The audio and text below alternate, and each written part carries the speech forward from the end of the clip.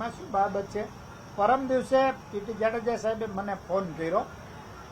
હું ગામડે હતો, પણ મારે પોતાને છે ને મને ઘણા ટાઈમે હું ગામડે ગયો, ખેતર ગયો હતો, એટલે મને તડકો લાગી ગયો. અમારી અંગત બાબત છે, પણ છતાં તમને ચોખ્ખો જ કરું છું. એટલે હું સૂઈ ગયો. એમને બપોર વાત કરી હતી, પણ એમને જે અમારે નિવેદન બહાર પાડવાનું હતું એમાં મોડું થયું, અને એને એમને ફોન આવતા હોય એટલે થોડા ટેન્શનમાં આવી ગયા હોય, બીજી કોઈ બાબત હતી નહીં. એટલે અમે કાલે એનું નિવેદન બહાર પાડી દીધું. પરમદી રાત્રે અમારી કમિટીમાં મૂકી દીધું કે સમગ્ર કમિટી એક છે, પીટી જાડેજા સાહેબ સાથે છે. એટલે સામાન્ય ગેરસમજણ જેવી વાત હતી એ બધી દૂર થઈ ગઈ છે. હવે કોઈ પ્રશ્ન રહેતો નથી. એવું હતું કે પીટી જાડેજાને સંકલન સમિતિમાંથી દૂર કરવામાં આવ્યા હતા, એટલે આવું પ્રકારનું નિવેદન, કારણ કે તમે બોલ્યા ત્યારે બાપુ કે હવે સાથે છે. ના, પેલા સાથે જ હતા, દૂરે કરવામાં નથી આવ્યા. આમાં સંકલન સમિતિમાં તો કોઈ એક વ્યક્તિ નિર્ણય લેતું નથી, તમને ખબર છે.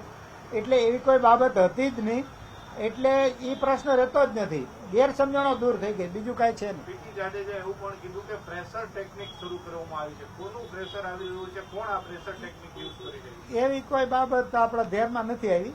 પણ હવે જ્યારે આ જાહેર જીવનમાં કોઈ પણ સંસ્થા એવો અવાજ ઉઠાવે, એ ઘણા લોકોને પોતાના વ્યક્તિગત કારણોસર કે અલગ અલગ કારણોસર એ ન ગમતું હોય, સ્વીકાર્ય ન બનતું હોય, એટલે પોતાની અનુકૂળતા મુજબ અર્થઘટનો કરતા હોય અને બિનજરૂરી રીતે હેરાન પરેશાન કરવાના, ખોટા ફોન કરવાના એવું કરતા હોય. પણ એ બાબતો હવે રહેતી નથી. એ બધી બાબતો ગૌણ થઈ ગઈ છે. સંકલન સમિતિ સામે એવા પણ આરોપો લાગ્યા છે કે કોંગ્રેસ પ્રેરિત છે અથવા તો કોંગ્રેસ સાથે જોડાયેલા છે કેટલાક લોકો, એટલે આ આંદોલન ચલાવવામાં આવ્યું છે. આને કઈ રીતે? આના પહેલા પણ આપણે આ ચોખવટ થઈ ગઈ છે કે અમારા બે સિદ્ધાંત હતા કે કોઈ પણ પક્ષ પ્રેરિત ક્યારે કહેવાય, કોઈ પણ પક્ષની વિરુદ્ધમાં, કોઈ પણ પક્ષની ફેવરમાં અમે હતા જ નહીં. અમારો એક અવાજ રજૂ કરવાનો હતો. સામાજિક લડાઈ હતી, અસ્મિતાની લડાઈ હતી. એટલે વિરોધ પક્ષ કે કોંગ્રેસ પક્ષના પ્લેટફોર્મ ઉપર જઈને અમે ક્યારે ભાષણ આપ્યું નથી. અમારા પ્લેટફોર્મ ઉપર આવીને એ નેતાઓને, ઉમેદવારને બોલાવ્યા નથી.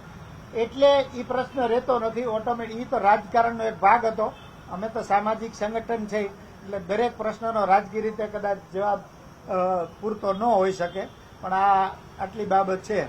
આ બધાનો આભાર. હવે મતદાન પૂર્ણ થઈ ગયું પછી હવે આ ઓડિયો ક્લિપ બહાર આવે તો હવે હું આંદોલન તમારું જે નહીં, આ છે ને આંદોલન નહીં, સામાજિક લડત.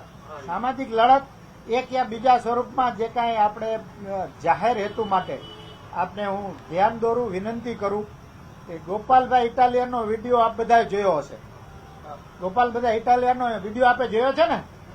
અને આના પહેલાની ચૂંટણીઓ મોટાભાગના લોકોએ જોઈ હશે. મોટાભાગના જોઈ છે ને બધાએ, કે નથી જોઈ? સૌથી સારી ચૂંટણી, સૌથી શાંતિપૂર્ણ ચૂંટણી આ વખતે પૂરી થઈ છે ગુજરાતમાં. એટલે એક વસ્તુ તો આપણે સ્વીકારવી પડે કે આપણે જે કાંઈ કર્યું એ દેશ હિતમાં, પ્રજા હિતમાં કર્યું છે, અને એ બધા માટે સારી નિશાની છે, અને એના જ માટે આપણે કામ કરવાના છીએ. એ મુદ્દાને આપણે પ્રાધાન્ય આપીએ. બાકી નાના નાના મુદ્દાઓ ગૌણ છે.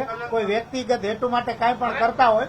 હવે આ તમારું સામાજિક આંદોલન આપે કીધું, હવે કઈ દિશામાં આગળ વધવાની રણનીતિ શું રહેશે? કારણ કે હવે બધાને ભેગા તો રાખો ને, આ ઓડિયો એક એક જણાના વાયરલ થાય, બધું થાય. આ જુઓ, આપને કહી દઉં, આપની બધાની ચિંતા, અમારી પોતાની ચિંતા આજ પેલા અઠવાડિયાથી આજ છે કે હવે કઈ રીતે આપણે સાથે રાખવા, શું શું પ્રવૃત્તિઓ કરવી. અત્યાર સુધી જે સારા પરિબળો, સારા વ્યક્તિઓ 4-5 દિવસથી એક અમે ચર્ચા કરતા હતા, જે લોકો સંગઠનમાં હોય, ટીકુભાઈને પણ અને બીજા 5-7 જણા અમારામાં જે થિંક ટેન્ક કહેવાય, કે જ્યારે પણ કોઈ પણ સંગઠન એની તાકાત બતાવે છે, અવાજ રજૂ કરે છે, એકતા થાય છે, ત્યારે સામે પક્ષે કોઈને કોઈ રીતે એને નબળા પાડવાનું આ તે એવા પ્રયત્નો થતા હોય છે. અને એના ભાગરૂપે કાંઈક ને કાંઈક થતું હોય છે. એમાં જે કાંઈ પીટી જાડેજા સાહેબ એ વાત કરી, સંજોગો વસાતી કાંઈ જે કાંઈ એમના પોતાના ટેન્શનમાં હોય, અથવા તો બિનજરૂરી વ્યક્તિઓ દ્વારા એમને જે કાંઈ પરેશાન કરવામાં આવતા હોય, ફોન કરીને હાથે, એના એક ચિંતામાં એ કે જે કાંઈ બોલ્યા પણ એ પ્રશ્ન આંતરિક પ્રશ્ન સંસ્થાનો હતો. આંતરિક પ્રશ્ન 2 દિવસ પહેલા જ પૂર્ણ થઈ ગયો છે. એમની યારે વાતચીત પણ થઈ ગઈ. એટલે હવે કોઈ પ્રશ્ન રહેતો નથી. સંકલન સમિતિ એક જ છે. કોઈ પીટી જાડેજા સાહેબે રાજીનામું પણ નથી આપ્યું અને આખી સમગ્ર સંકલન સમિતિ એક જ છે અને બધા સાથે જ છીએ. બાપુ જે નિવેદન ત્યારબાદ આપ્યું કે એમ કીધું કે 14 લોકોની જે કમિટી હતી, વોટ્સએપનું ગ્રુપ હતું, તેમાંથી ઓડિયો લીક થયા અને તે બાબતે એ કેસ કરશે એવું તેમણે નિવેદન દીધું છે. તો તમને શું લાગે છે એ બાબતે? મને એ કાંઈ બાબતમાં કાંઈ એવું લાગતું નથી. એ બધી ગૌણ બાબતો થઈ જાય છે. જ્યારે સંસ્થાનો આંતરિક પ્રશ્ન હોય ને સમાધાન થઈ ગયું હોય, વાત થઈ ગઈ હોય ત્યારે એ પ્રશ્ન બહુ રહેતો નથી. પણ મેં આપને કીધું એ પ્રમાણે એમને જે કાંઈ ચિંતામાં બોલ્યા હોય પણ બધું જ વસ્તુઓને હવે એમને ચોખવટ કરી દીધી છે કે સંકલન સમિતિ સાથે છીએ, સંકલન સમિતિને મજબૂત કરવાનું કામ કરશું. એટલે એમનો છેલ્લે ઓડિયો પણ આવી ગયો છે. એટલે હવે બધા પ્રશ્નો પતી જાય છે અને આગળ ઉપરનું અમારું કામ ચાલુ રહેશે.